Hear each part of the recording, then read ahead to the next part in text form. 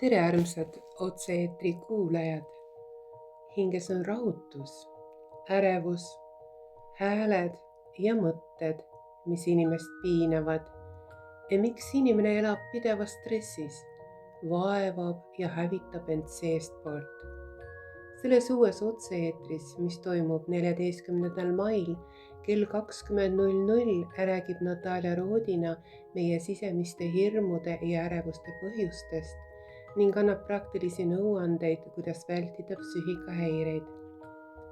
Natalja Rodina on rahvusvaheliselt tuntud Ukraina Tehnoloogiliste Teaduste Akadeemia akadeemik, teadlane, filosoofiateaduste doktor, psühholoog, parapsühholoog, teadvuse anomaalsete võimaluste uurija.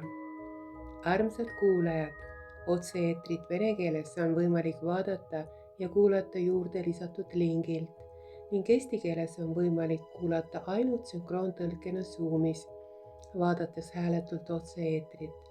Otse-eetri link ja eestikeelne sünkroontõlke link on lisatud kõige algusesse. Meeldivat jälgimist, kuulamist ja kaasamõtlemist. Kohtumiseni Zoomis.